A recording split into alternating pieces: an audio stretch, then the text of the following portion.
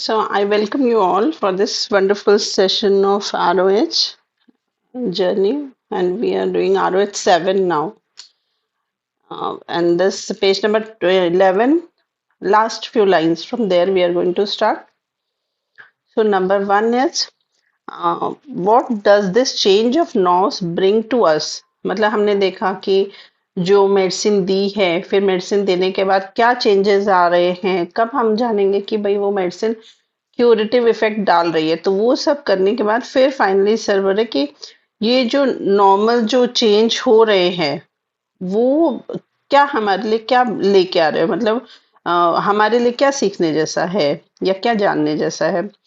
So, what catches one's eye, the attention, is the relationship between the PPP, which reflects the mental attitude of a person, and the process of eliminations, which is purely a physical activity.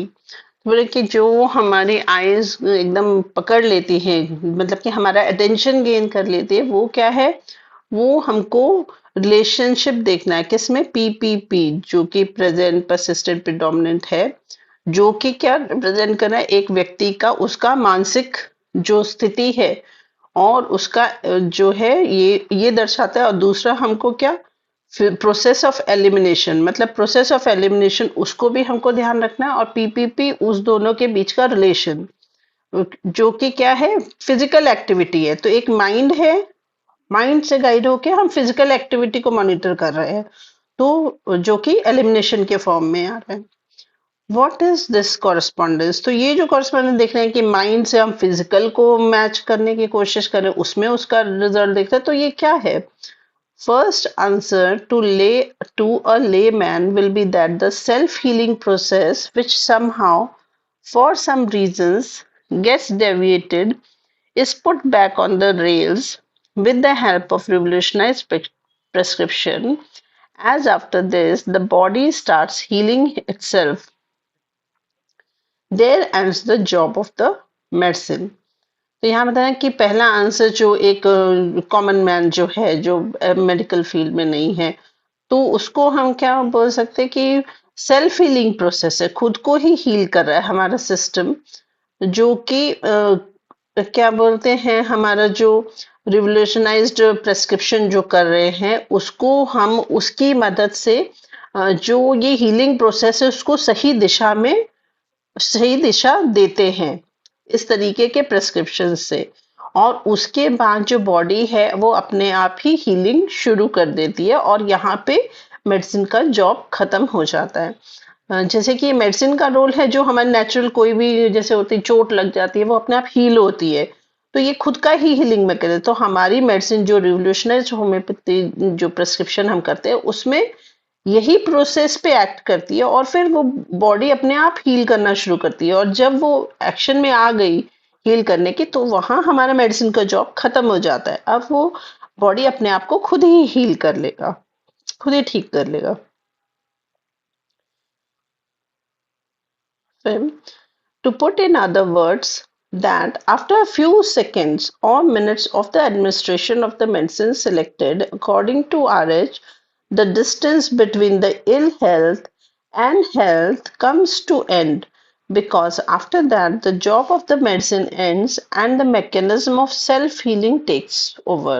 तो दूसरे शब्दों में बोल सकते हैं कि कुछ seconds के बाद या कुछ मिनट्स के बाद जब मेडिसिन दे दी गई है, जो कि हमने RH रिवोल्यूशनाइज्ड होम्योपैथिक मेथड से चुनी है, तो क्या बोले कि इल हेल्थ जो हेल्थ जो खराब हो गई है और जो हेल्थ स्टेट जो रहता है, वो उसके बीच की दूरी खत्म हो जाती है। क्योंकि जब मेडिसिन का जो काम है वो खत्म हो जाता है, और जो सेल्फ हीलिंग जो शुरू हो जाती है, तो इससे क्या मतलब सिक स्टेट और जो हेल्थ स्टेट बॉडी का, उसके बीच की दूरी कम हो जाती है, और फिर बॉडी अपने आप हील होने लगती है।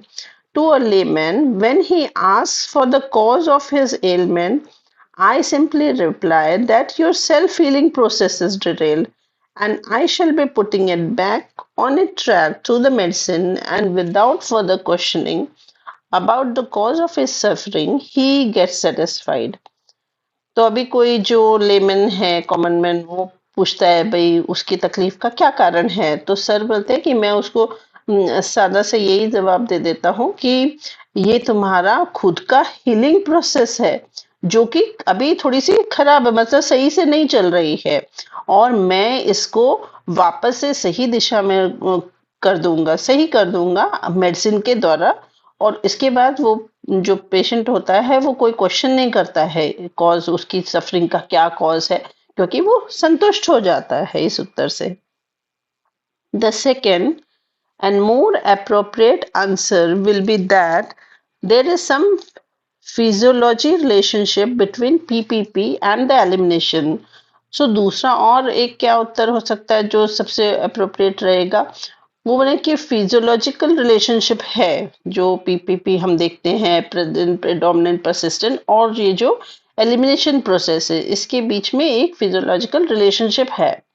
It is assumed that it is the cumulative action of a group of nerves belonging to central nervous system at a point of time which are linked with the eliminating process, and that is why the automation comes into action. तो sir क्या बताते हैं कि ऐसा मान सकते कि जो नर्व्स जो होती है वो एक साथ काम करती हैं, जो कि सेंट्रल नर्वस सिस्टम को ही बिलोंग करती है, और एक पॉइंट ऑफ टाइम ये जो सेंट्रल नर्वस सिस्टम की जो नर्व्स है ये एलिमिनेटिंग प्रोसेस से भी लिंक हो रही है, और इसी से ये जो ऑटोमेशन मतलब खुद से ठीक करने वाला, हील करने वाला एक्शन अपने आप शुरू हो जाता है। तो ये बताइए इसके पीछे फिजियोलॉजिकल रिलेशन भी है, जो हम हार्मोन्स ये सब चीजें देखते हैं तो कहीं ये सब लिंक्ड ही है। Further, one needs to understand the meaning of the general efficiency being regained after the first action side by side with the elimination, that is after the second action, without the help of any sort of vitamins. तो इसके आगे और हमको ये समझना चाहिए कि जो जनरल एफिशिएंसी मतलब बॉडी का जो नॉर्मल जो काम करने की जो क्षमता है सही से, उसमें क्या है वो रिगेन हो जाती है, वापस से मिल जाती है। कब? जो फर्स्ट एक्शन शुरू होता है, फर्स्ट एक्शन में हमने देखा कि उसको अच्छा लगने लगता है, उसके जो कंप्लेंट्स है उसमें रिलीफ हो जाता है। साइड बाय साइड क्या बोल रहा है, एलिमिनेशन जो सेकेंडरी एक्शन जो शुरू होता है, जो कि हमने देखा कि एलिमिनेशन के तौर पे हमको नजर आता है।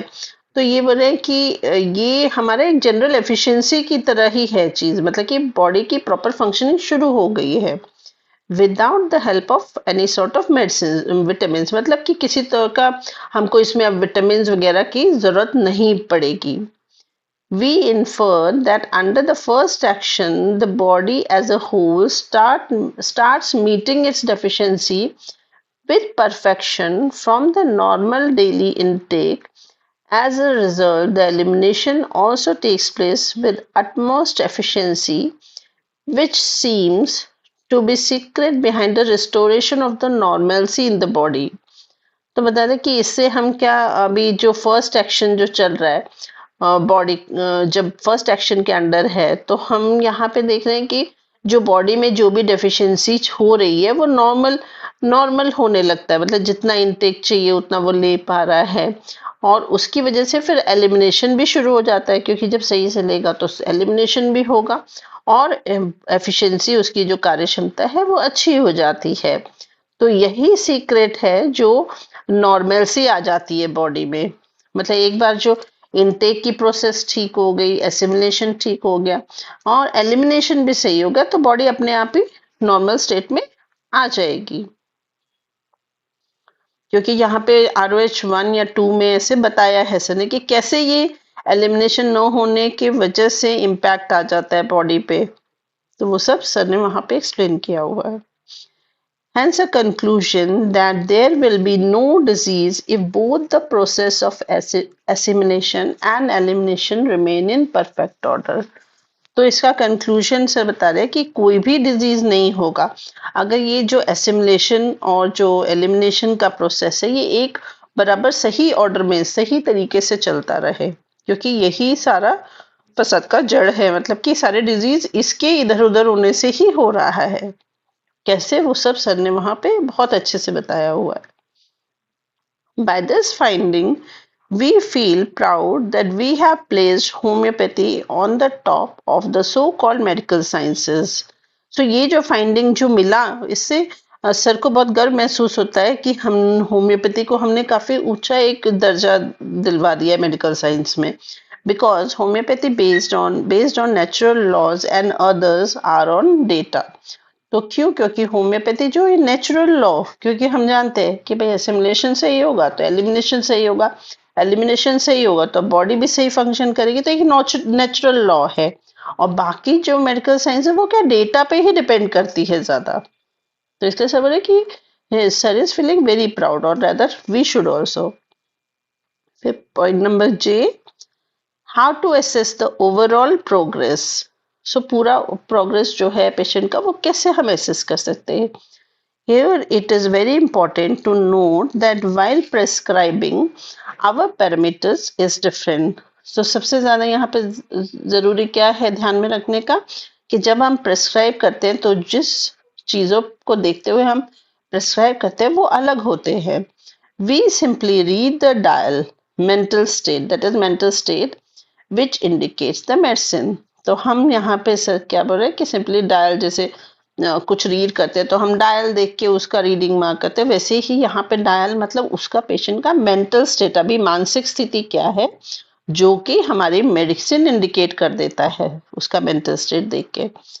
But while assessing the progress of healing, we have to consider the anatomy, physiology, pathology, and the latest uppermost mental state. तो जब प्रेस्क्राइब करना है तब तो हमको सिर्फ उसकी मानसिक स्थिति देख के ही करना है इस मेथड के थ्रू, लेकिन जब उसका प्रोग्रेस देखना है कि भाई हीलिंग हो रही है कि नहीं, कैसे हो रही है, तो यहाँ पे हमको उसकी जो एनाटॉमी बनावट, उसकी फंक्शनिंग, जो भी पैथोलॉजी है और सबसे ऊपर उसका मेंटल स्टेट, ये सबको भी हमको ध्यान में रखना है जब हमको असेस करना है प्रोग्रेस इस केस का, किसी भी केस का। That is why sometimes diagnostic investigations, especially relating to the vital organs which we cannot see with our eyes, for example, diseases belonging to lungs, liver, kidneys, heart, etc., will require such data to properly assess the action of the medicine. So इसीलिए sir बोले कि कुछ जो diagnostic investigations होते हैं जो vital organ से related होते हैं जो कि हम देख नहीं सकते आप अपनी आंखों से, जैसे कि कुछ जो लंग्स की जो बीमारियां हो की, किडनीज, हार्ट की। Am I audible? मेरी आवाज ओके है? हेलो? हाँ मैम, हाँ बिल्कुल मैम, बिल्कुल हाँ क्लियर है। जस्ट हाँ I will be just in back in 1 or 2 minutes। हाँ एक कॉल है, just I need to receive it.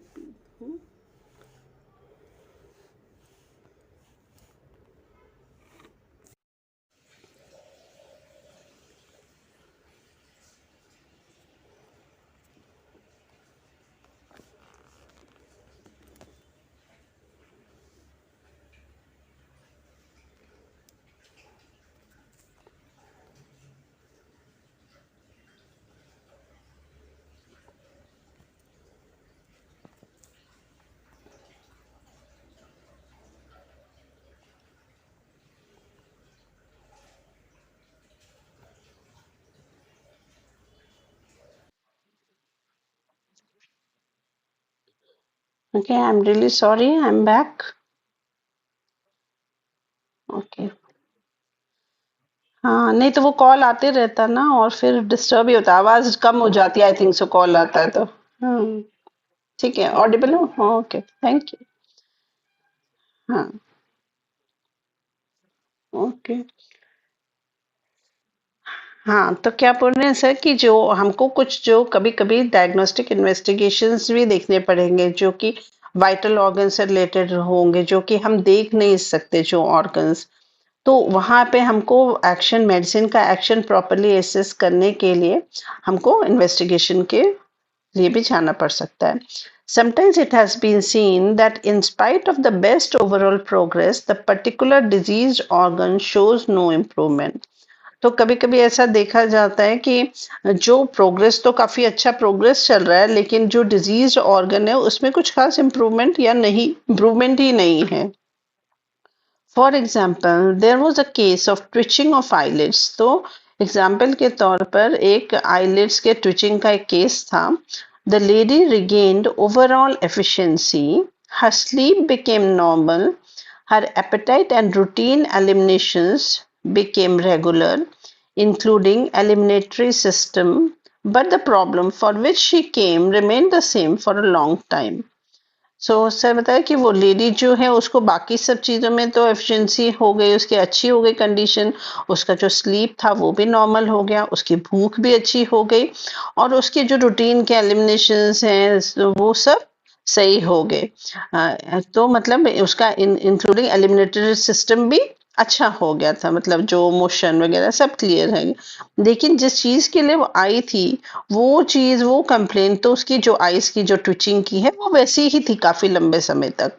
It means that the medicine was acting partially and not covering the whole. तो इसका मतलब क्या हो गया कि वो जो मेडिसिन प्रिस्क्राइब की गई थी वो पार्शियली ही एक्ट करी और पूरे होल सिस्टम को नहीं कवर कर रही है। फिर wait and watch, next heading के point, wait and watch. How long should one wait and watch whether to change the medicine or the potency? तो बोले कि कब तक हमको वेट करना चाहिए और वॉच करते रहना चाहिए। या फिर मेडिसिन को बदलना चाहिए या फिर पोटेंसी को बदलना चाहिए, जो कॉमन प्रश्न हम लोग को सबको आ जाता है। Before answering this question I will say that you should ask yourself why you want to wait and why you don't want to wait. तो ये क्वेश्चन का आंसर सर देने से पहले सर क्या बोल रहे हैं कि हमको ही अपने आप से ही प्रश्न पूछ लेना चाहिए कि हम क्यों वेट करना चाह रहे हैं इस केस में, और या हम क्यों वेट नहीं करना चाह रहे हैं इस केस में। You must have proper reasons for that. तो हमारे पास प्रॉपर रीजन होना चाहिए कि भाई हाँ हमको लगता है हमको वेट करना चाहिए, तो क्या चीजें हैं, क्या कारण लग रहा है कि वेट करना चाहिए, या फिर नहीं वेट नहीं करना चाहिए तो क्या कारण है लग रहा है हमको कि हमको वेट नहीं करना चाहिए। तो हमको खुद को पहले प्रश्न करना है और रीजंस, सही रीजंस देखने चाहिए। What is to be taken into consideration is the totality, in the sense whether the man in total is coming out of the woods. So यहाँ पे कंसिडरेशन किस चीज को देना है, टोटलिटी को देना है। किस सेंस में कि वो जो मैन जो टोटल है वो कहाँ, ऐसे जंगलों में से आ रहा है, ऐसे वो बता रहे हैं। मतलब वो कैसे अब इसको ले सकते हैं, कोई बता सकता है, या मेरे को तो नहीं यहाँ पे कुछ खास ये समझ में आई बात कि what is to be taken into consideration is the totality, in the sense whole होगा, coming out of the whole होगा, I think so। देखते हैं आगे। तो sometimes the medicine provides partial benefit but does not push the case forward and is given undue weight more than is needed। कभी कभी क्या होता है, मेडिसिन जो है वो पार्शियल ही फायदा दे रही होती है और केस को आगे और नहीं बढ़ा रही होती है, तो हम उसको कुछ ज्यादा ही उसको महत्व देते हैं और जितना हमको वेट करना चाहिए उससे ज्यादा ही हम वेट कर जाते हैं उस चीज को कि पार्शियल रिलीफ है, पर उसको हमको बहुत ज्यादा हम उसको इम्पोर्टेंस दे देते हैं और हम जरूरत से ज्यादा वेट कर लेते हैं। You may have to change the medicine sometimes, many times a day, till the case stabilizes, creating a condition for requiring no change for a long time। तो सर बता रहे हैं कि कभी कभी हमको मेडिसिन को दिन में ही बहुत बार बदलने की भी नौबत आ सकती है, तब तक कि जब तक कि वो केस स्टेबलाइज ना हो जाए और ऐसी कंडीशन ना आ जाए जिसमें अब कोई चेंज की जरूरत नहीं है लंबे समय के लिए। फिर next L point, need to identify the drugs. There was a question, if you say that practice according to revolutionized homeopathy is present, predominant, and persistent symptoms, that is mental state, then why do you talk of drug pictures as advocated according to classical homeopathy? तो एक किसने question डाला sir को कि अगर आप बोलते हो कि रिवोल्यूशनाइज होम्योपैथी में प्रेजेंट प्रेडोमिनेंट परसिस्टेंट सिम्टम्स जैसे कि जो कि मेंटल स्टेट है उस पे ही हमको प्रैक्टिस करना रहता है, तो ड्रग पिक्चर्स जो क्लासिकल होम्योपैथी में दी गई है वो क्यों दी गई है, क्यों वहां ड्रग पिक्चर की बात हो रही है। The first answer to this is that revolutionized homeopathy is not simply to oppose any method, but that it changes the emphasis where needed. तो पहला आंसर तो ये है कि रिवोल्यूशनरी होम्योपैथी ये किसी मेथड को अपोज करने के लिए नहीं आया, बट वो इम्फेसिस कर रहा है, जोर दे रहा है कि जो चेंजेस जरूरी है वहां पे. We need to identify drugs as individuals, especially in those cases where PPP has many drugs. तो यहाँ पे हमको ड्रग्स को आइडेंटिफाई पता करना जरूरी है, पहचानना जरूरी है इंडिविजुअल्स के तौर पर, स्पेशली कौन से केसेस में, जिस केसेस में प्रेजेंट प्रिडोमिनेंट परसिस्टिंग जो दिख रहा है उसमें बहुत सारे ड्रग्स उसमें आ रहे हैं उस चीज को, स्टेट को लेके.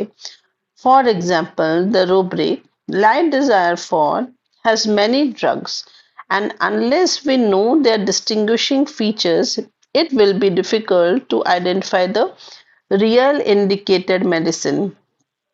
तो एग्जाम्पल के तौर पे सर बोल रहे कि जो रूब्रिक लाइट डिजायर फॉर है उसमें बहुत सारे ड्रग्स हैं, और जब तक कि हम उसके जो अलग अलग फीचर्स जो अलग करते हैं उन मेडिसिन को वो नहीं हम जानेंगे, तब तक हम इसको बहुत मुश्किल होगी रियल इंडिकेटेड मेडिसिन को आइडेंटिफाई करने के लिए.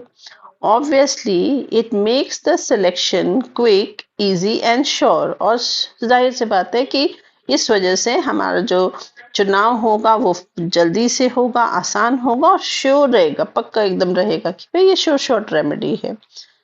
Okay, I think so my speed is okay और I need to be slow. आप लोग बताइए. In actual practice, we have three ways of selecting a revolutionized homeopathic remedy. So actual practice में हमारे पास जो सर बता रहे हैं कि तीन तरीके हैं revolutionized homeopathic medicine को, रेमेडी को सेलेक्ट करने के लिए. So पहला है क्या बता रहे हैं, translating PPP expression of patient into the rubric mind. तो पहला क्या है, जो पीपीपी एक्सप्रेशन जो पेशेंट दे रहा है उसको हमको ट्रांसलेट करना होगा किस में, रूब्रिक्स ऑफ माइंड में, उसको चेंज कन्वर्ट करना पड़ेगा उसकी भाषा को. Comparative to other remedies being a sharer of a common meaning conveyed by the single rubric as stated above.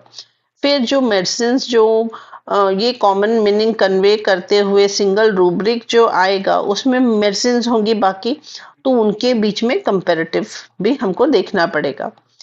फिर next, as an individual independent of any connection with other drugs keeping in view his established and unchangeable disposition. और last क्या बोल रहे हैं sir कि उसका as a individual वो किसी भी मेडिसिन से उसका कनेक्शन न हो, उसका जो एस्टैब्लिश अनचेंजेबल, जो कि अभी वो जिस फेज में है उसको हम देख के कि वो एज ए इंडिविजुअल दिख रहा है, अब वो किसी और मेडिसिन के साथ नहीं जुड़ रहा है वो स्टेट, तो वो भी हमको देखना है. मतलब पहले तो मेडिसिन को, फिर इंडिविजुअल को भी हमको वो करना है एसेस जो उसमें सिम्टम्स दिख रहे हैं. So why we press, third point, why we press study belladonna first and the other remedies later. तो यहाँ बताएंगे सर कि भाई बेलाडोना का स्टडी पहले क्यों करेंगे और बाकी मेडिसिन बाद में क्यों करना है. Whoever comes to us for training will like to tell him to learn belladonna first and all other drugs later. तो जो भी आता है सर के पास, जो भी आता था ट्रेनिंग लेने के लिए, तो उनको सर वही बोलते हैं कि भाई बेलाडोना पहले सीखना है, बाकी मेडिसिन बाद में. वाई, क्यों? Because it is my experience that belladonna is found to be indicated in more than 40% of cases all over the globe. तो क्योंकि सर का ये एक्सपीरियंस था कि बेलाडोना को देखा गया है कि 40% से ज्यादा केसेस जो है पूरे अर्थ पे बोलेंगे वो बेलाडोना से ही कवर हो रहे हैं, वो केसेस बेलाडोना के ही हैं. For example, on my first visit to London I had an opportunity to see 40 cases. Out of them, 23 belong to belladonna. तो सर एग्जाम्पल के तौर पे बता रहे हैं कि जब सर पहली बार लंदन गए तो वहां पे उनको मौका मिला 40 केसेस को देखने का, और उनमें से जो 23 थे वो बेलाडोना के ही केसेस थे. Likewise, in the consulting room, of one of the most eminent homeopath in London, I examined 4 cases, and out of these 3 belong to belladonna. तो उसी तरह सर बता रहे हैं कि जो एमिनेंट होम्योपैथ जो लंदन में थे, उनके केसेस को सर ने जब देखा, 4 केसेस, तो जो 3 थे वो बेलाडोना के ही थे. Secondly, it is to be it is to demonstrate practically that while selecting a medicine, if we shed prejudices against the medicines, a, whether a medicine belongs to any grade as enlisted in the repertory, point B, to any miasma, and C, whether it is a long or short acting, we will have different and amazing results. तो sir आगे क्या बता रहे हैं कि अगर हम हमारी जो धारणाएं कुछ होती है मेडिसिन को सिलेक्ट करने के वक्त, तो कुछ प्रेजुडाइसेस होते हैं, पहले से हम कुछ उसके बारे में कुछ राय बना के रखते हैं, उसको हमको छोड़ देना है मेडिसिन, किसी मेडिसिन को लेकर. जैसे कि पहला बताते हैं कि मेडिसिन भाई कौन सी ग्रेड को बिलोंग कर रही है रिपर्टरी में, ये सब को सर बोल रहे कि ये सब नहीं, इसमें नहीं देखना है. फिर कौन सी मैस्म को बिलोंग कर रहा है, ये भी हमको नहीं सोचना है. फिर वो मेडिसिन जो है लॉन्ग है या शॉर्ट एक्टिंग है, तो ये सब जब हम छोड़ेंगे तो हमारे रिजल्ट्स बहुत ही अलग होंगे और बहुत ही आश्चर्यजनक रिजल्ट्स हमको, मतलब कामयाबी अच्छी मिलेगी. I hope if we remove these labels from our medicines, our field of effectiveness will widen and the overall productivity increased. तो सर ये आशा करते हैं कि अगर हम ये जो लेबल्स हमारी मेडिसिन पे लगे हैं, शॉर्ट एक्टिंग और दूसरी माइजमेटिक, सिफिलिटिक, सोरिक, ऐसे जो हमने मेडिसिन को लेबल दिए हैं, तो हमारे जो फील्ड की जो इफेक्टिवनेस है, जो क्षमता है कोई चीज को प्रॉपर्ली करने की, वो और अच्छी हो जाएगी और फैल जाएगी. और जो प्रोडक्टिविटी है हमारे फील्ड का, जो केसेस के क्योर है, वो और ज्यादा अच्छा हो जाएगा. But since prejudices die with great effort, I feel the need to repeat with a louder voice again and again about my findings that a medicine like Bell, which is in classical literature, lies condemned as a remedy which lasts only for 24 hours, has been found indicated and curative in the majority of cases, and thus nullifying the validity of above bias. तो क्योंकि प्रेजुडाइसेस जो भी धारणाएं बना के सोच चलते रहती है, वो बहुत ही कोशिशों के बाद ही खत्म होती है. जल्दी उसका एंड करना मुश्किल होता है. तो सर ये उनको एक जरूरत लग रही है कि वापस से ये बोले और जोर की आवाज में बोले, बार बार बोले कि क्या कि उनकी जो फाइंडिंग्स थी, जो उन्होंने पाया किसी मेडिसिन जैसे कि बेलाडोना को लेके, तो क्लासिकल लिटरेचर में उसको एक तिरस्कार की तरह से रखा है कि भाई ये 24 घंटे तक की ही काम करती है मेडिसिन, इसका असर जो है जिस भी केसेस में, मेजॉरिटी ऑफ केसेस में वो जब इंडिकेटेड होता है. तो लेकिन अभी नलिफाई तो क्या पड़े, कंडेम्ड.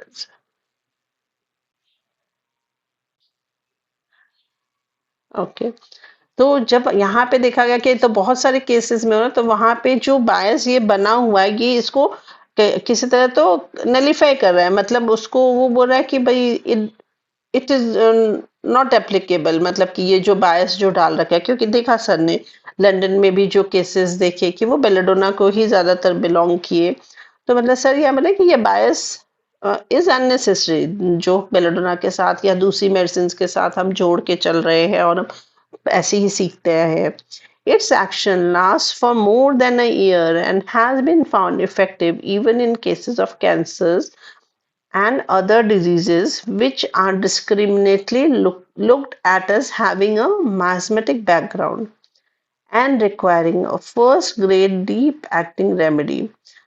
तो सर बता रहे हैं कि वो 24 घंटा नहीं, उसका जो बेलाडोना का एक्शन है वो साल से भी ज्यादा रहता है, और उसको इवन कैंसर के केसेस में भी बहुत असरदार पाया गया है, और दूसरे डिजीज भी जो कि जिनके पीछे हम कोई माइजमेटिक बैकग्राउंड देख रहे होंगे, और पहले उसको ऐसा लगे कि कोई डीप एक्टिंग रेमेडी देनी चाहिए, बट नहीं, ये बेलेडोना से ही काफी अच्छा क्योर हो गया है वैसे केसेस में भी.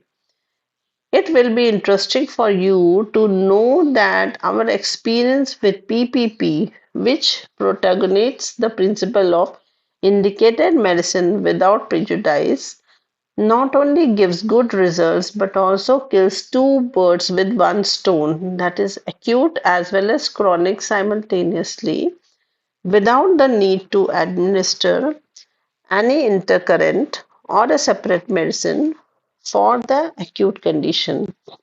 तो यहाँ पे हमको ये बहुत इंटरेस्टिंग लगेगा जान के कि जो पीपीपी है, मतलब जिससे कि जो प्रिंसिपल, जो मेन प्रिंसिपल है इंडिकेटेड मेडिसिन के लिए, और उसमें हम कोई भी प्रिजुडाइज नहीं अपने दिमाग में लाते हैं कि पेशेंट जो दे रहा है हम बस वही देखते हैं.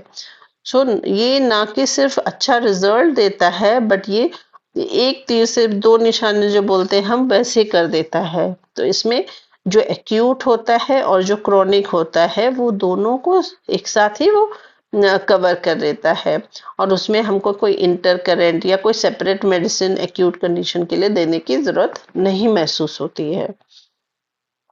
Point number 4, the study of belladonna as an individual. अब यहाँ पे बेलेडोना का स्टडी, तो यहाँ तक आई थिंक सो जो भी है क्लियर, कुछ रिपीट करने का जरूरत नहीं है.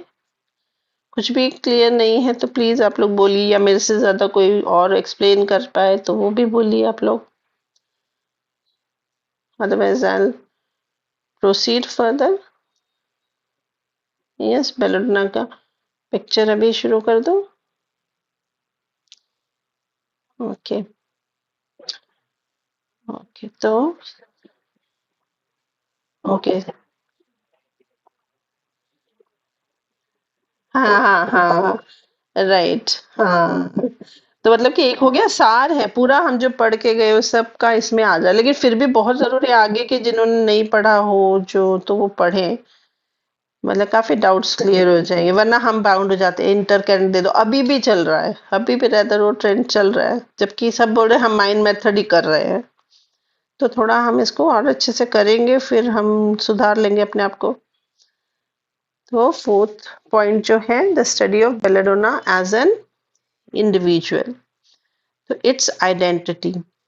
Each one of us as individual invites some remarks pointing out those of one's action which one does unknowingly as a matter of routine, being part of his habit which he loves but are not plausible to others. So बोले कि क्या होता है कि हर एक जो हम में से, जब बेलेडोना की अब आइडेंटिटी बता रहे कि हम में से जो हर एक कोई है वो कुछ ना कुछ रिमार्क ऐसा करता है जो दूसरे के एक्शंस के प्रति होता है, और वो हम अननोइंगली, हमको पता भी नहीं होता है, और वो हमारा रूटीन पार्ट में वो हैबिट रहता है, और वो उसको बहुत प्यारा होता है वैसे कुछ करना.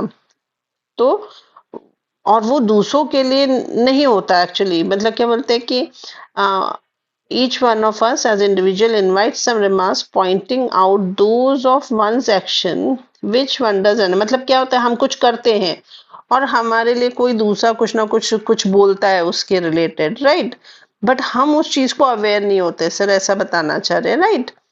तो एग्जाम्पल से ये क्लियर होगा. For example, there are rubrics coquettish too much and coquettish not enough. तो इसको एक्सप्लेन करने के लिए दो रूब्रिक्स सर ले रहे हैं, एक coquettish too much और दूसरा coquettish not enough. A woman accompanying two patients who are her daughters comments, the elder one is very modern, moves in high society, and enjoys the company of opposite sex without feeling of any obligation for marriage or guilt or shame, but sometimes she crosses limits of decorum, which is not good. तो क्या बने कि एक जो lady आ रही है, दो patient उसके साथ है, जो उसके डॉटर्स हैं, तो जो अभी वो बोल रही है कि जो बड़ी वाली है वो बहुत ही मॉडर्न है, वो हाई सोसाइटी में घूम रही है, और जो दूसरे सेक्स के जो लड़के हैं उनके साथ घूमना, उनके साथ उठना बैठना उसको पसंद है, और उसको किसी तरीके का मैरिज के लिए कोई ऑब्लिगेशन उसको नहीं लग रही है और उसको कोई गिल्ट नहीं, इसको लेके कोई पछतावा नहीं, कोई शेम नहीं है। लेकिन और कभी-कभी वो जो डेकोरम होना चाहिए जो सोसाइटी का, उसको क्रॉस भी कर देती है और ये अच्छा नहीं है। तो ये सर इसका कॉकेटिश, टू मच।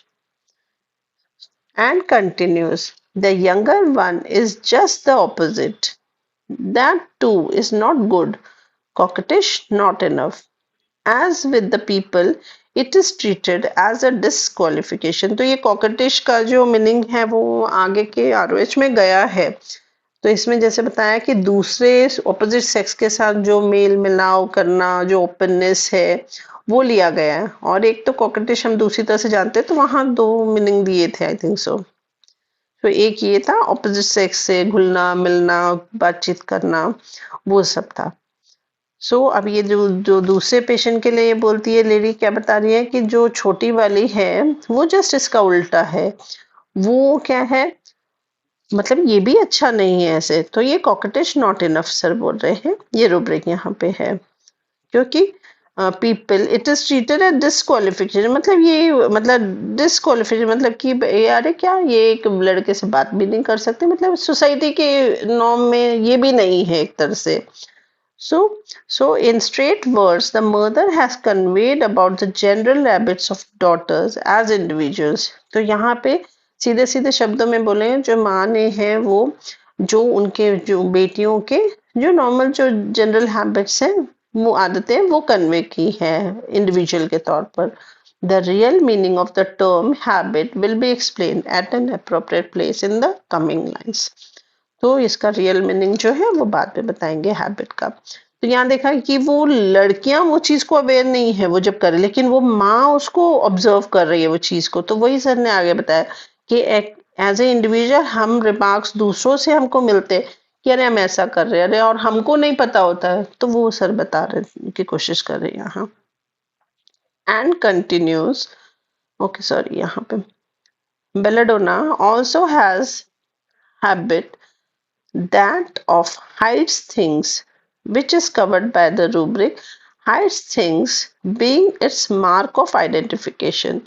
तो बेलेडोना की और क्या आदत है, उसकी चीजों को छुपाने की आदत, जो कि रूब्रिक कौन सा हाइड्स थिंग्स से कवर होती है, जो उसका आइडेंटिफिकेशन का एक मार्क है।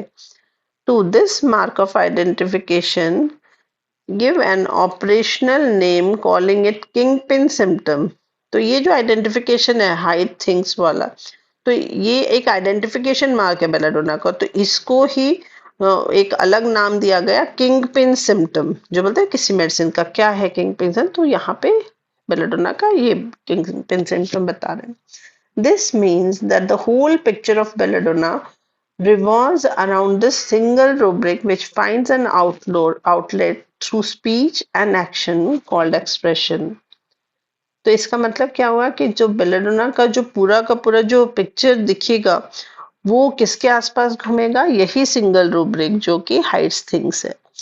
जो कि आउटलेट कैसे निकलेगा, वो स्पीच के थ्रू या उसके एक्शंस में हमको दिखेगा उस पेशेंट के, बेलेडोना पेशेंट के, और इसको ही एक्सप्रेशन कहा जाता है।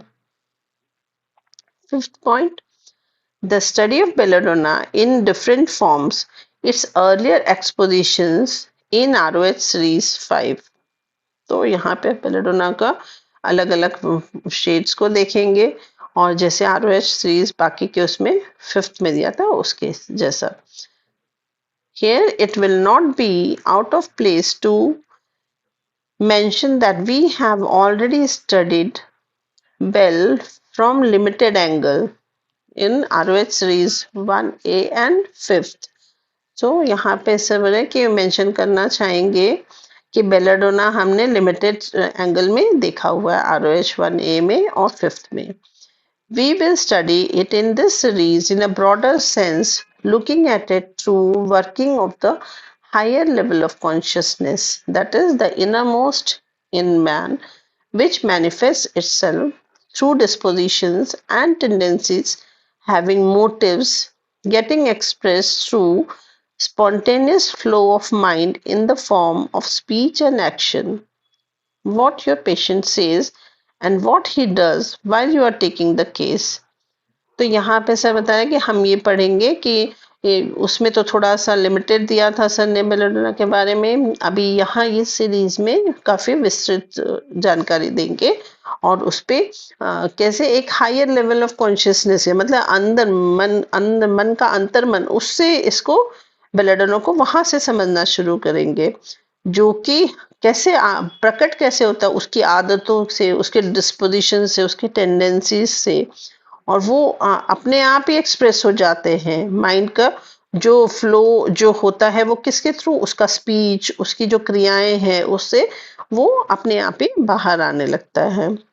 तो जो पेशेंट क्या बोल रहा है, क्या कर रहा है, जब हम केस ले रहे हैं तो उस समय हमको ये उसका समझ में आ जाता है, उसका इनर मोस्ट कॉन्शियसनेस से क्या आ रहा है वो भी हमको समझ में आएगा। What one needs to go into is to know the motives, the reasons behind these tendencies. So हमको क्या जानने की जरूरत है अभी, उसका मोटिव, उद्देश्य जानना है, उसका कारण जानना है कि ये जो टेंडेंसी उसकी हो रही है तो क्यों हो रही है, क्या कारण है, तो ये हमको जानने की जरूरत है। As in case of belladonna, the disposition is to hide things. We need to know why, how, and to what extent he does that, and how the medicine prescribed on the basis of it innermost, that is innermost, plays all the vital roles. So जैसे belladonna के case में देखेंगे कि उसका disposition क्या है, things को छुपाना, तो हमको ये जानना है कि क्यों, कैसे और कितने हद तक वो ये करता है, और जो मेडिसिन प्रिस्क्राइब की गई है उसके इनरमोस्ट जो देख के, तो वो क्या वाइटल रोल प्ले करेगा। तो पहला बड़े वाइटल रोल क्या होगा, नंबर वन में प्रिवेंशन, तो और प्रिवेंशन ऑफ एक्सटर्नल एनिमीज, मतलब द डिजीज। तो कैसे कैसे वो प्रिवेंशन करेगा, by fortifying defences through the process of assimilation being the first action of the medicine. तो प्रिवेंशन कैसे होगा, उसका वाइटल रोल जो मेडिसिन का आ जाएगा, तो प्रिवेंशन गाएगा, तो कैसे करेगा, वो जो डिफेंसेस है बॉडी के, खुद की रक्षा करने के कुछ तरीके होते हैं, तो उसको और मजबूत बनाएगा हमारा मेडिसिन। और किसके थ्रू, जो एसिमिलेशन प्रोसेस है, मतलब जो हम पोषक तत्व ग्रहण करके उसको अपनी बॉडी में यूटिलाइज वाले फॉर्म में चेंज करके फिर वो ब्लड में जाता है, तो वो प्रोसेस को और मजबूत करता है। तो ये मेडिसिन का फर्स्ट एक्शन है जो हमने ऑलरेडी देखा। फिर second point, maintenance. This is stabilization of internal administration by repair and replacement of cells with utmost efficiency through excretion being the second action of the medicine. तो अभी maintenance, अभी prevention तो हो गया, मतलब अभी वो जो डिफेंस मैकेनिज्म है उसको स्ट्रॉन्ग कर दिया है, एसिमिलेशन प्रोसेस के को और एनहेंस करके, लेकिन अभी ये मेंटेन करना है, इसको स्टेबिलिटी देना है। तो इंटरनल एडमिनिस्ट्रेशन जो हमने दी है अभी, तो अभी वो क्या करेगा, वो जो रिपेयर्स होते हैं, जो भी कुछ गड़बड़ हो गई है बॉडी में, जो भी किसी चीज को, सेल्स को रिप्लेस करना है, तो वो करना शुरू करता है बहुत ही एफिशिएंसी के साथ। और वो किसके थ्रू होना है, वो एक्सक्रीशन के तौर पे हमको दिखेगा, जो कि उसका सेकेंडरी एक्शन है। मतलब नई चीज अगर बन रही है तो पुरानी चीज तो हटेगी, तो पुरानी चीज तो बाहर भी आनी चाहिए, तो वो क्या, वो एक्सक्रीशन के थ्रू हमको दिखेगा। तो ये मेंटेनेंस का प्रोसेस जो मेडिसिन हमारी चालू करती है वो है। फिर थर्ड पॉइंट है generation, growth. This is further development, ये आगे का और ज्यादा उन्नति जो बोल सकते हैं, ग्रोथ। अभी तो जो है तोड़फोड़ जो उसको मेंटेन कर रहा है प्रॉपर, अब ग्रोथ भी होनी चाहिए, बढ़ना, सही से चलना भी चाहिए आगे। By regulating the two major symptoms of assimilation and elimination to their optimum, which follows fixed laws. तो ये कैसे कर पाएंगे, जो आगे डेवलपमेंट ग्रोथ होनी चाहिए, तो जो दो मेजर सिस्टम्स हैं, कौन से, एक एसिमिलेशन और दूसरा एलिमिनेशन का, ये उनका एक ऑप्टिमम जो होता है, जो बेस्ट परफॉर्मेंस होता है, वो फिक्स्ड लॉ के थ्रू उसको सही करते हैं, जो कि हम ये मेथड से जब मेडिसिन देते हैं तो होता है। In general expectancy age wise should be, तो जनरल एक्सपेक्टेंसी क्या होगी एज के हिसाब से, जो ये ग्रोथ जो हम जज कर पाएंगे, number 1, infancy to adulthood, higher and quick. तो इन्फेंसी से कोई इंडिविजुअल एडल्टहुड की तरफ जाना चाहिए, ये एक एक्सपेक्टेड चीज है। तो इसमें हायर होना चाहिए और क्विक क्विक होना चाहिए, क्विक होगा। फिर सेकेंड है एडल्टहुड टू ओल्ड एज। तो एडल्टहुड से ओल्ड एज तक की जो है जर्नी, तो मीडियम रहेगी, वो जो जर्नी, वो ग्रोथ की स्पीड जो रहेगी मीडियम रहेगी और स्लो रहेगी। फिर थर्ड रहेगी ओल्ड एज। ओल्ड एज में जो ग्रोथ की जो हम देखेंगे प्रक्रिया, जो वो होगी हमारी मिनिमम सबसे कम एंड स्लोएस्ट सबसे स्लो स्पीड होगी, मात्रा भी कम होगी और स्पीड भी स्लो होगी, varying from individual to individual, प्रत्येक मनुष्य के हिसाब से वो वेरी करेगा, चेंज होगा। The above rule may not be true in every case and should not be taken as a standard. The real standard is individualization. तो ये जो रूल एक सर ने बताया, तो ये जरूरी नहीं कि हर एक केस पे ये हो, और इसको एक स्टैंडर्ड मान के नहीं चलना है कि भाई इन्फेंसी टू एडल्टहुड बहुत हायर ही वो होना चाहिए, जो ग्रोथ होना चाहिए और क्विक ही होना चाहिए। तो कुछ भी हो सकता है, मतलब ये इंडिविजुअलाइजेशन के से ही रियल स्टैंडर्ड हम जज कर सकते हैं। फिर sixth point, page number 19, study of belladonna in 2 parts, 1 and 2. Part 1, theory. Part 2, index of the contents of the practical part of RH, selection and management through case reports belonging to belladonna. तो अब belladonna का study देखेंगे जो 2 part में है, part 1 part 2। Part 1 में theory है और पार्ट 2 में जो है, जो इंडेक्स दिया है, जो प्रैक्टिकल पार्ट में जो भी है उसके कंटेंट्स उसमें रहेंगे और केस रिपोर्ट्स के थ्रू उसको डिस्कस किया जाएगा, जो कि केसेस बेलेडोना को बिलोंग कर रहे होंगे। तो part 1, theory, providing holistic view of belladonna through repertory of about 75 rubrics carefully selected with their meanings fully explained and expanded, which support the main disposition kingpin of the drug. तो अभी यहाँ पे क्या है, इसके थ्रू जो theory में रहेगा ये पूरा holistic as a whole belladonna को का पिक्चर देंगे हमको रिपर्टरी के थ्रू। कैसे, उसमें 75 रूब्रिक्स दिए जाएंगे जो बहुत ही सोच समझ के ध्यान पूर्वक उसको सिलेक्ट किया गया और वहाँ पे कैसे मीनिंग्स के साथ मीनिंग्स को एक्सप्लेन किया गया है, बहुत उसको विस्तृत किया गया है। और ये जो मेन जो डिस्पोजिशन है ड्रग का, जो कि किंग पिन हमने देखा, उसको सपोर्ट करेंगे ये 75 rubrics through the following format, which indicates how, like a tree from a single seed, that is cell, the rubric or character grows and as the cell multiply to form different organs of the body. The rubrics are taking the shape of groups which convey a collective sense to contribute to build a character as a whole and not lopsided. तो बताना कि ये जो format follow होगा तो इससे क्या होगा, तो ये एक ऐसे ट्री कैसे दिखेगा, मतलब कौन सा, ये बेलेडोना का ट्री जो एक फॉर्म ले लेगा, तो कैसे एक सिंगल सीड मतलब सेल से शुरू होके, मतलब क्या, एक रूब्रिक, रूब्रिक से वो कैरेक्टर शुरू होगा जो किंग पिन हम बोल रहे हैं, और जैसे जैसे ये सेल मल्टीप्लाई करता है तो डिफरेंट ऑर्गन्स बनाता है, हमने देखा है, फिर वो ऑर्गन्स के बाद बॉडी बनाता है। वैसे ही जो रूब्रिक्स जो होंगे वो शेप वो ग्रुप में फिर हम स्टडी करें, तो ग्रुप में रहेगा तो एक कलेक्टिव सेंस देगा और फिर वो कलेक्टिव सेंस एक कैरेक्टर बिल्ड करेगा एज अ होल किसी भी मेडिसिन का। So it is to be understood that to identify a rubric as a kingpin, that is central disturbance or core, is not be confused with PPP as certain other writers seems to have done. तो यहाँ पे ये sir बोले कि समझना जरूरी है कि जो रूब्रिक, किसी भी रूब्रिक को किंगपिन हमको पता करना है कि वो किंगपिन, किंगपिन मतलब जो सेंट्रल डिस्टर्बेंस या जो कोर बोलते हैं, इसको हमको कभी भी कंफ्यूज नहीं करना है पीपी के साथ, पीपीपी के साथ, प्रेजेंट प्रेडोमिनेंट परसिस्टेंस के साथ, जैसे कि बहुत सारे राइटर्स ने ऐसा कर चुका है कि कोर मतलब वो पीपीपी को ही ले रहे हैं हम। तो सर और आगे बताएंगे। A kingpin symptom must have the support of all other rubrics produced by the drug on provers as a proof of its being true core point.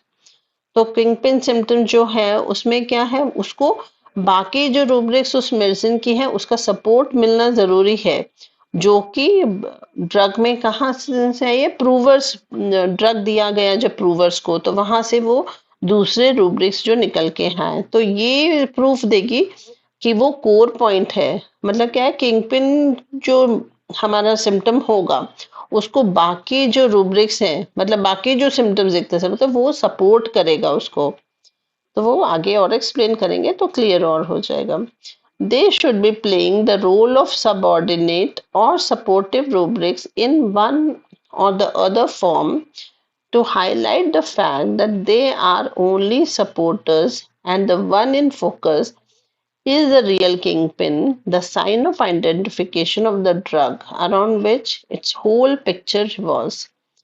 तो यहाँ पे बने कि जो बाकी के जो रूब्रिक्स जो हम सपोर्टिंग बोल रहे हैं वो एक सबऑर्डिनेट का काम करना, जैसे बोलते हैं राजा होता है और राजा के जो मंत्री होते हैं तो मंत्री राजा को ही सपोर्ट कर रहे होते हैं, तो उसी तरह यहाँ पे एक किंगपिन सिम्टम हमको मिलेगा जो रूब्रिक के फॉर्म हमको देना और फिर उसको सपोर्ट करते हुए बाकी रूब्रिक्स हमको दिखेंगे।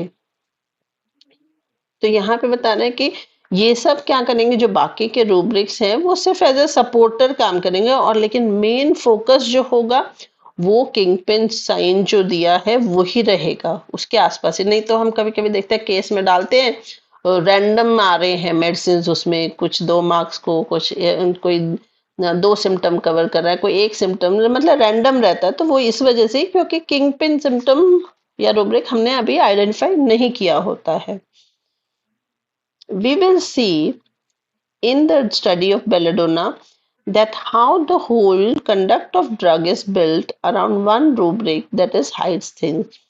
तो अब हम बेलेडोना के जो स्टडी होगी उसमें देखेंगे कि पूरा जो मेडिसिन का जो कंडक्ट है, जो जिस तरह से वो बिहेव कर रहा है, जो चल रहा है, वो एक ही रूब्रिक के आसपास कैसे है वो हम अभी समझेंगे, जो कि वो रूब्रिक है हाइड्स थिंग्स। तो answer, hides things consciously or unconsciously as a matter of habit, tendency or disposition.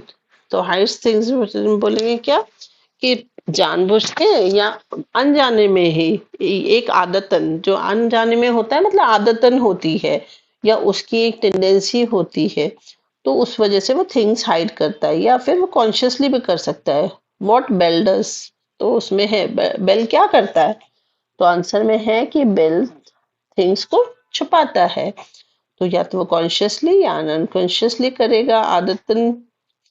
फिर question, by it needs to hide और what it hide, what is the background, तो बोले उसको हाइड करने की जरूरत क्या है, ये वो क्या छुपाता है और उसके पीछे का बैकग्राउंड क्या है। तो इसका आंसर है because of the needs conveyed by this group of rubrics. तो जो नीड्स, कैसी नीड्स हैं, जो बाकी जो नीचे रूब्रिक्स बता रहे हैं उसकी नीड्स की वजह से अब ये हाइट्स वाली बात आ जाती है। तो रूब्रिक्स कौन कौन से हैं जो इसको सपोर्ट करते हैं, तो number 1, quiet wants to be, repose and tranquillity desires, second, rest desire for, third, carried desires to be, fourth, pompous important, fifth, benevolence, sixth, magnetized desire to be fast, mesmerism amelioration, seventh, light desire for, eighth, decent, mannerful, ninth है non vulgarity, 10th, self respecting, shyness, timidity, bashful, fear, paralysis of attention, desires.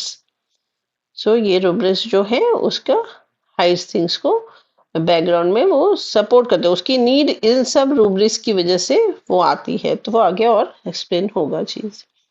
Question now, how it hides the instrument of hiding it employs, तो कैसे वो छुपाता, कैसे मतलब क्या तरीका अपनाता है वो छुपाने के लिए। So answer is by employing the sense conveyed by this rubrics. तो क्या एम्प्लॉय करता है वो, ये रूब्रिक्स के थ्रू हमको पता लगेगा कि वो कैसे छुपा रहा है? So number one, unconsciousness interrupted by screaming. Second, noise inclined to make. तो ये सब क्लियर हो रहा होगा, पीछे का जब किया है ना, पढ़ा है, तो ये यहाँ पे थोड़ा थोड़ा समझ में आएगा कि क्यों ये चीज में ये बात बोल रहे हैं. तो number two, noise inclined to make. Third है feigning sick, attention desire. Fourth है quarrelsome anger without, light desire for, carried desire to be fast, laughing, speaking when, timidity, bashful. तो ये रूब्रिक्स है जिससे समझ में आ जाता है वो कौन से मीन्स एम्प्लॉय कर रहा है इसको हाइड करने के लिए. फिर question is how much it hides the force confiding bell to a limit. तो मतलब कितना वो छुपाएगा, मतलब क्या उसके पीछे की जो ताकत है, शक्ति है, जो बेल को लिमिट में रखती है छुपाने के, कि कितना छुपाना है उसको. So answer is this group of rubrics checks and balances the conduct of Bell. तो वो छुपाने की जो आदत है उसको कौन से मेडिसिन कंट्रोल में, कौन से रूब्रिक्स कंट्रोल में रखते हैं, तो वो ये रूब्रिक्स से हमको समझ में आता है. Number one, hide things. Second, naked wants to be. Third, sensitive, light to. Fourth, pompous important. Fifth, light desire for. Sixth, delusions demand limited is to a little attention. Seventh, fear dark of. Eighth, rage medicine from forcible administration of. Ninth, mood repulsive. Tenth, defiant. 11th, calculating inability to. Next question, girls. What is the general nature, habit or the basic nature of belladonna? उसका जो general, जो स्वाभाविक, उसका जो स्वभाव है, आदत है, वो बेलाडोना का क्या है? तो answer is he himself is not bothered about the treatment. वो उसको खुद की ही पड़ी नहीं है इलाज कराने की. This group of rubrics represents the basic nature of bell. तो नीचे जो रूब्रिक्स दिए गए हैं उससे बेलाडोना का जो बेसिक स्वभाव है वो हमको क्लियर होता है. That to take treatment, others have to persuade him. मतलब उसको इलाज लेने के लिए दूसरे लोग को उसको मजबूर करना पड़ता है, राजी करना पड़ता है, दूसरे लोग उसको राजी करते हैं. He himself is not worried about. वो खुद, उससे कोई उसको चिंता नहीं हो रही होती है इस बीमारी को लेके. सो फर्स्ट स्टेज जो है उसका क्या है, ये जो जनरल बेसिक हैबिट उसका फर्स्ट स्टेज है. तो इसमें रूब्रिक्स क्या आ जाएंगे? Number one, delusion, poor, thinks he is. Second, delusion, floating in air. Delusion, wealth, imagination of. Fourth, frivolous. Fifth, unreliable, promises in his. Sixth, light desire for. Seven, delusions, delusion, sensations misrepresents his. Eighth, delusions, now well, now sick. Ninth, play, passion for gambling. 10, delusions, passion for gambling, for money making. फिर question आता है when he deviates from. तो अभी उसको तो general आदत है, नहीं पड़ी नहीं है उस बीमारी की, लेकिन कब वो उससे, उस जो नॉर्मल बेसिक नेचर उससे कब वो चेंज होगा? So answer is when something seems to be taking away his tranquility. तो जब कोई चीज उसकी शांति ही भंग कर रही है, जो पीस एंड शांति है वो कहीं पे वो उसकी छिन रही है, उस स्थिति में वो डिविएट होगा अपने इस जो बेसिक नेचर से. तो following groups of the rubrics represent how gradually he passes on to the next stage of abnormality, which is moving from milder to harder in stages. तो जो रूब्रिक्स अब दिए जा रहे हैं उससे पता लगे कैसे धीरे धीरे वो नेक्स्ट स्टेज अपने एबनॉर्मलिटी की जा रहा है, जो कि पहले माइल्डर था अब वो हार्डर स्टेज आ गई है. तो number one, delusion, floating in air. Second, जो हमने सेकेंड स्टेज के जो रूब्रिक्स होंगे वो delusion, floating in air. Second, delusion, floating in air, bed, swimming in. Third, delusion, flying sensations. तो फर्स्ट स्टेज, सेकेंड स्टेज का थर्ड स्टेज में जो होगा वो क्या आएगा? delusions, business, ordinary they are pursuing. फिर second, delusions, engaged, ordinary occupation in. फिर फोर्थ स्टेज में क्या आ जाएगा? delusions, possessed being, delusions, sick, imagines himself. Fifth stage का कैसा रहेगा उसका रवैया? Number one, booster. Second, exuberance. Third, delusion surrounded by friends is. Fourth, delusions foolish. और सिक्स स्टेज में credulous. Second, knave.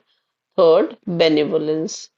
Seventh stage में company averse to friends of intimate. Second, anxiety, company in when.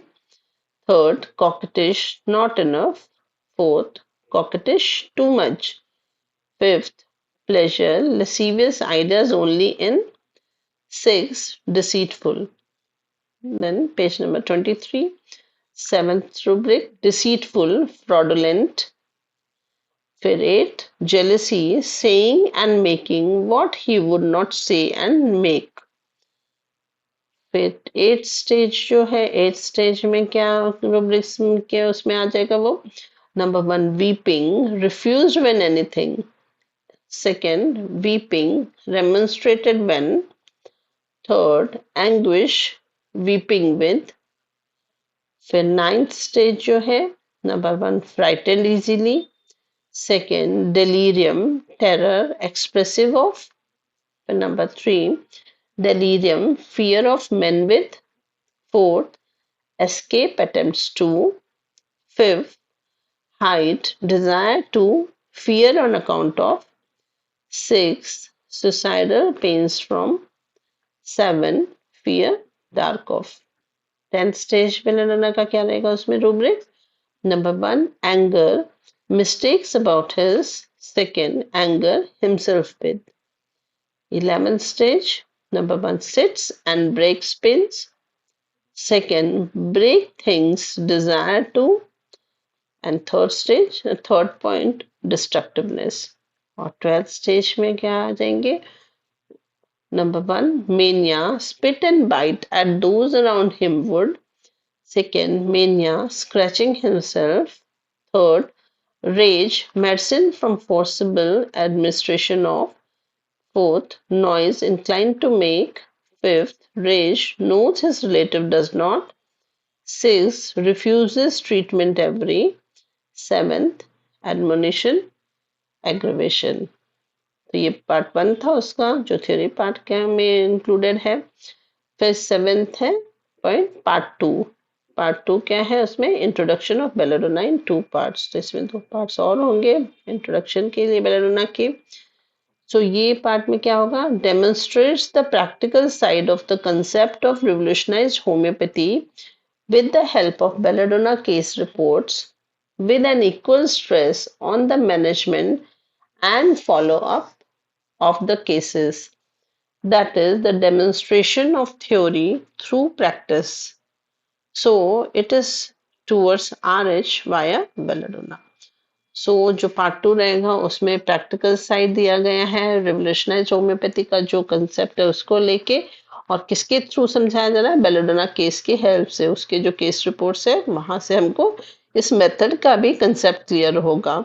और यहाँ पे सिर्फ case को बस medicine देना वहां तक नहीं है, केस को कैसे मैनेज करना है, फॉलोअप कैसे लेना है, इस पे भी जोर दिया है सर ने. मतलब थ्योरी भी देना सर देंगे, डेमोन्स्ट्रेट करेंगे प्रैक्टिस के थ्रू. सो ये एक तरह से हम आरएच की तरफ, रिवोल्यूशनाइज्ड होम्योपैथी की तरफ ही जा रहे हैं बेलाडोना के थ्रू. तो एक बेलाडोना की जर्नी से हम आरएच को और अच्छे से समझ पाएंगे. फिर detail study of different groups of rubrics formulating the personality of belladonna in theory. तो डिफरेंट ग्रुप्स ऑफ रूब्रिक्स जो हमने देखा उसका डिटेल स्टडी होगा, जो कि बेलाडोना की पर्सनैलिटी फॉर्म करी है इन थ्योरी में. तो the first question is what belladonna does. As a matter of habit. तो पहला क्वेश्चन जो हमने देखा था कि बेलाडोना करता क्या है, एक आदतन वो क्या करता है, तो answer it is hides things, छुपाता है चीजें। How shall we study the rubric hides things, तो हमें ये जो हाइड्स थिंग्स रूब्रिक है ये कैसे पढ़ना चाहिए।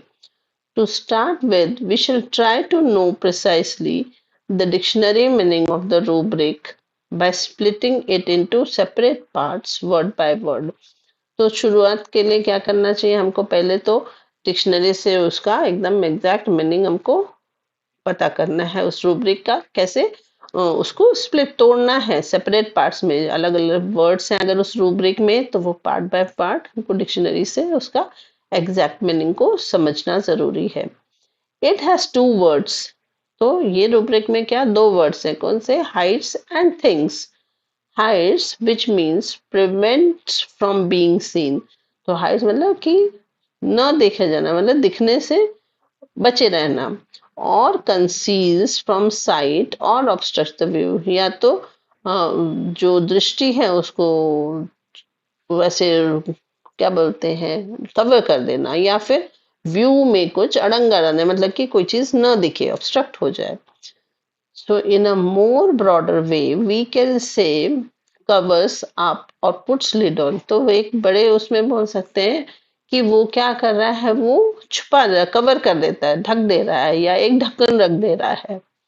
The other word is things, दूसरा जो शब्द इस रूब्रिक में है वो थिंग्स है, which means objects without life, that is one's material possession, and also facts, deeds, affairs, intentions, etc. तो दूसरा वर्ड जो है वो थिंग्स है, जिसका मतलब है ऐसी चीजें जिनमें कोई लाइफ नहीं है, जो कि उसके मटेरियल थिंग्स हैं। और दूसरे फैक्ट्स, कुछ उसके कर्म, उसकी जो रोजमर्रा की चीजें हैं, या उसकी जो इंटेंशंस है, उद्देश्य है, वो हो सकते हैं। This word has another sense, तो इसका एक और सेंस होगा। Also that he hides particular things and not everything, and always put on isolated occasions when he finds essential. तो इस वर्ड का जो है और दूसरा जो थिंग्स बोले, तो दूसरा सेंस भी आ रहा है कि मतलब वो कोई पर्टिकुलर थिंग ही हाइड कर रहा है, छुपा रहा है, हर चीज को नहीं छुपा रहा है, और हमेशा भी नहीं, बट कभी कभी किसी किसी मौके पे ही, जब उसको जरूरी लगता है। He does this with complete seriousness but in a joking mood or with hesitation and shyness. तो ये जो वो कर रहा है हाइड करने का काम, वो बहुत ही क्या बोलते हैं विद कंप्लीट सीरियसनेस कर रहा है। He does this with complete seriousness, लेकिन सीरियसनेस तो रहती है, लेकिन जोकिंग मूड कैसा उसका, जोकिंग रहेगा, या उसमें थोड़ी सी हिचकिचाहट दिखेगी, थोड़ी शर्माहट देगी, लेकिन वो करने में वो सीरियस ही होगा अंदर अंदर। फिर a point, reasons what and why belladonna hides, तो कारण देखना है कि क्या वो छुपाता है और क्यों छुपाता है।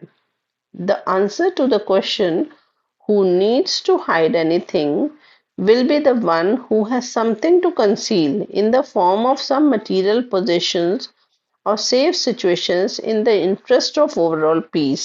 तो क्या बने कि इस क्वेश्चन का आंसर क्या होगा कि किसको छुपाने की जरूरत पड़ेगी, उसको ही जिसके पास कुछ होगा ऐसा जिसको छुपा के रखने की जरूरत है, कोई मटेरियल पोजेशन हो सकता है, या कोई ऐसी स्थिति हो सकती है जिसमें कुछ ऐसा भला हो जिसमें कि शांति बनी रहे, तो उस सिचुएशन में वो ऐसा हाइड कर सकता है। Through the following groups of rubrics we will learn this in detail, तो जो नीचे रूब्रिक्स के ग्रुप है उसके थ्रू हम ये विस्तार में पढ़ेंगे। तो रूब्रिक्स कौन से हैं, number 1 quiet wants to be, repose and tranquility desires, second rest desires for, third carrot desires to be, fourth pompous important, fifth benevolence, sixth magnetized desire to be fast, mesmerism emulation, seventh light desire for, eighth decent mannerful, ninth non vulgarity, 10 self respecting, 11, shyness or timidity, bashful. 12, fear paralysis of. 13, attention desire.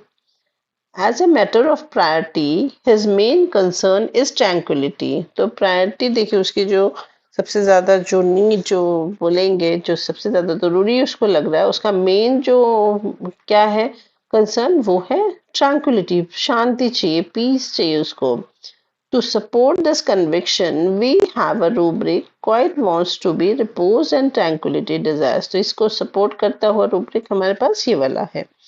Let us study it in full detail. तो हम इसको पूरी तरह के detail में देखेंगे. To do that, we have to split this rubric into words and know its meaning and the sense it conveys. तो ये उसको फुल स्टडी करने के लिए हमको क्या करना होगा इस रूब्रिक को वर्ड्स में तोड़ना पड़ेगा और उस वर्ड्स के मीनिंग जानने पड़ेंगे और क्या सेंस वो बता रहे हैं वो देखना होगा.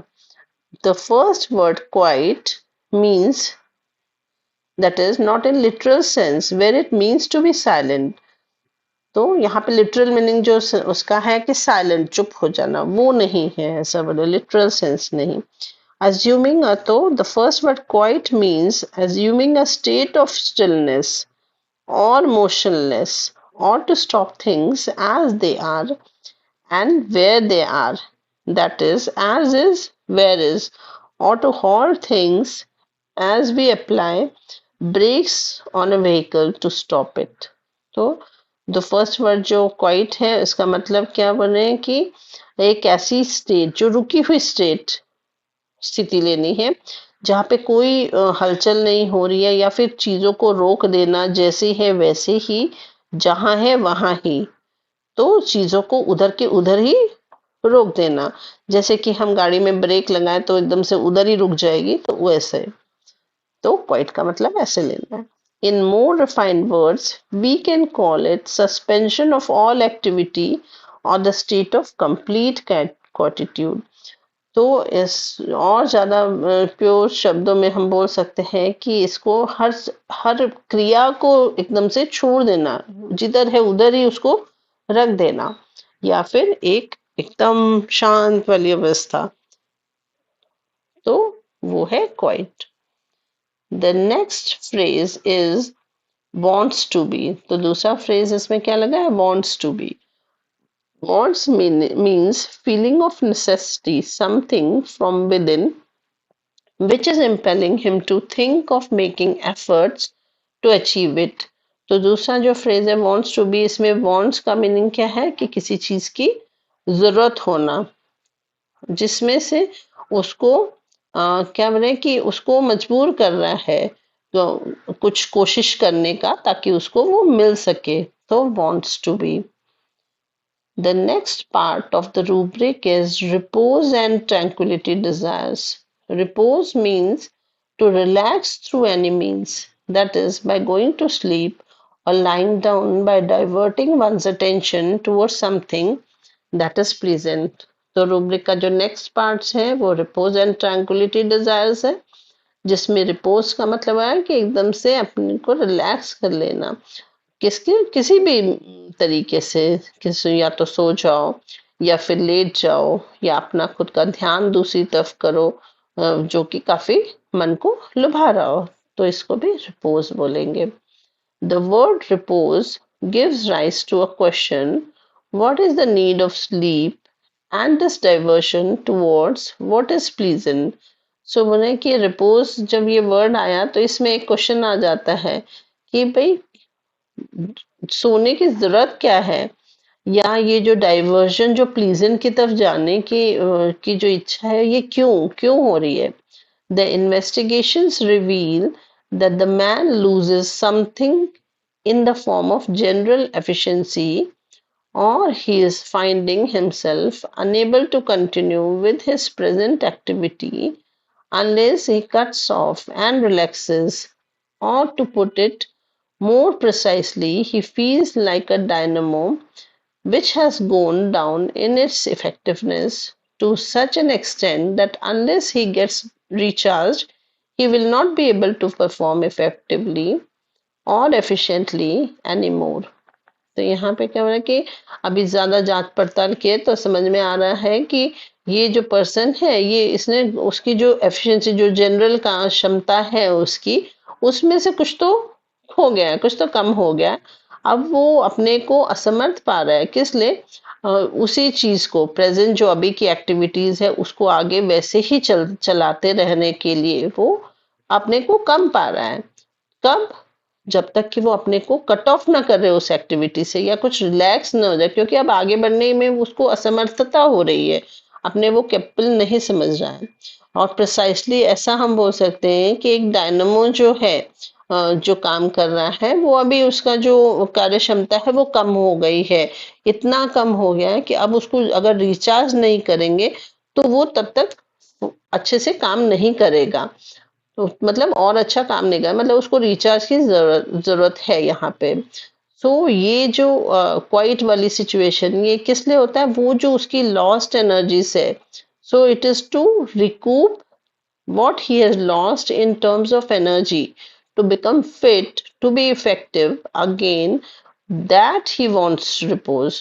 तो ये किस लिए हो रहा है? जो क्वाइट वाली जो स्थिति वो लेना चाह रहा है, वो जो उसने एनर्जी के टर्म में कुछ तो जो खो दिया है वो उसको वापस से वो एनर्जी गेन करने के लिए और फिट हो जाने के लिए, ताकि वो फिर से इफेक्टिव हो जाए, और इसीलिए उसको रिपोज चाहिए।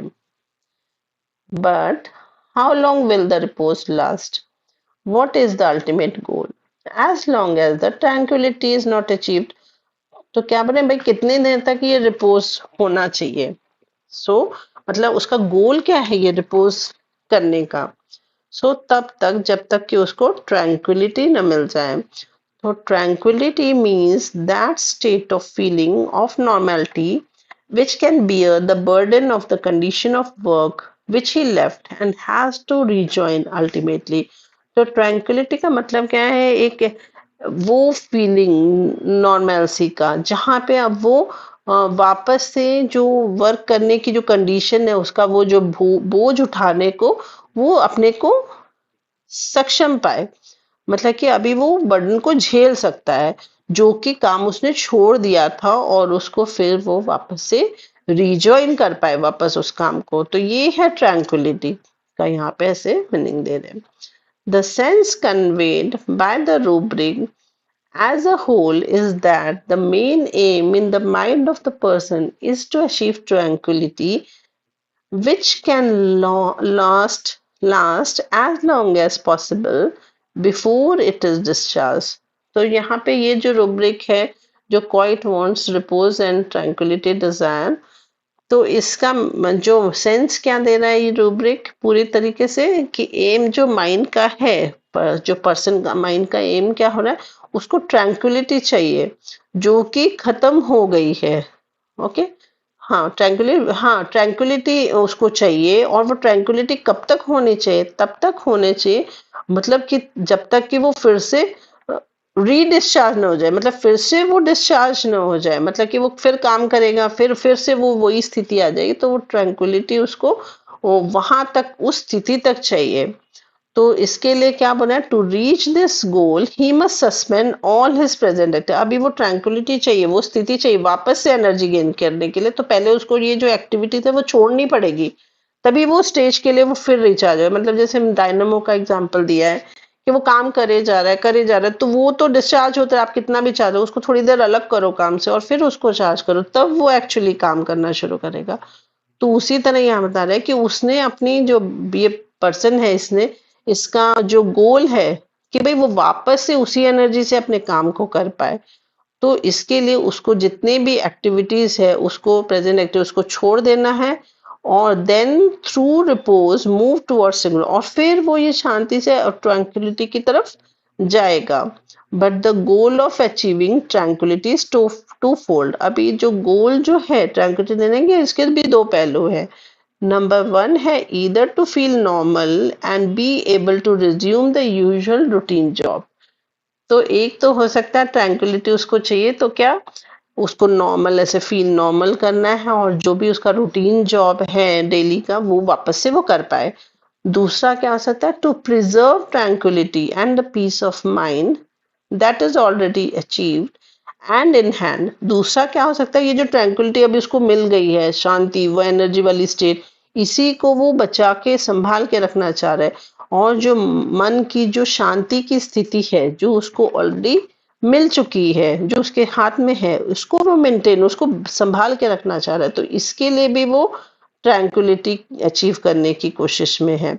If everything is going on well, he will like that that condition is maintained and that nothing influences it।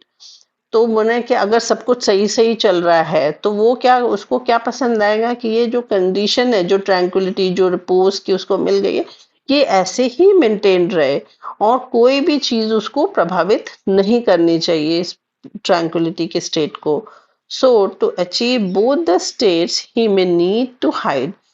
तो ये स्थिति को मेंटेन रखने के लिए उसको क्या हाइड करना पड़ेगा, क्यों? क्योंकि कोई चीज इन्फ्लुएंस नहीं करनी चाहिए स्टेट को, तो इसलिए उसको हाइड करने की जरूरत महसूस होगी।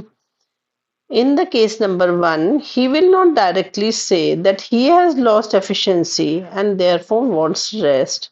तो केस नंबर वन में हम देखेंगे कि वो सीधे सीधे नहीं बताएगा कि भाई उसकी जो कार्य क्षमता है वो कम हो गई है, खत्म हो गई है और अब वो आराम करना चाहता है। हाइड्स थिंग्स, हाइड्स थिंग्स में क्या बोला है, ही विल से क्या बोलेगा, I am in a mood to be on holiday for some time or have some business at home and will therefore absent himself from his job। तो वो क्या बोलेगा कि अभी मेरा जो मूड है, मेरा मन है, वो कुछ दिन छुट्टियों मनाने के लिए है, छुट्टियों, और या फिर कोई घर पे ही कोई काम करने का है ताकि मैं अपने को जॉब से थोड़े दिन दूर रख सकूं। तो वो इस तरीके से ये बोल रहा है, मतलब हाइड कर रहा है, ये भी हाइड थिंग्स में ही ले रहे हैं हम। फिर हाइड थिंग्स और क्या, why he is not coming out directly, it is to save the remark against him that he is very delicate person or is he is shirking from his duty। तो अभी क्या वो सीधे सीधे तो बोल सकता है भाई मेरी कार्य क्षमता कम हो गई है, मुझे अब आराम करने की जरूरत है, पर वो ऐसा कुछ नहीं बोल रहा है। बोला अभी मेरे को कुछ छुट्टियां लेने का मन है, मैं घर पे ही कुछ कर लूं और जॉब से थोड़े दिन दूर रहूं। तो ये क्यों नहीं, ये सीधे सीधे क्यों नहीं बोल रहा है, क्यों? क्यों? क्योंकि उसको ऐसा अपने खिलाफ कोई रिमार्क नहीं चाहिए कि वो बहुत ही नाजुक सा बंदा है और जैसे वो अपनी ड्यूटी से पल्ला झाड़ रहा है। तो ये उसको नहीं ऐसा रिमार्क चाहिए, तो इसीलिए वो सीधे सीधे नहीं बोल रहा है। So in case number two, a simple example, ये बड़ा जाएगा I think so, shall we do it next time from page number 27? I think so we'll do next class। Okay, thank you everyone, thank you for being together। Thank you ma'am. So कल हमारा, कल Saturday है ना? हाँ, third I prescription will continue, जहाँ छोड़ा था उसके आगे करेंगे। तो वो मोस्ट प्रोबेबली 1 से 3 तक कंटिन्यू होगा क्योंकि वो एक ही दिन मिलता है। तो ओके, कुछ कोई anyone want? Thank you ma'am, thank you. So I welcome you all for this wonderful session of ROH।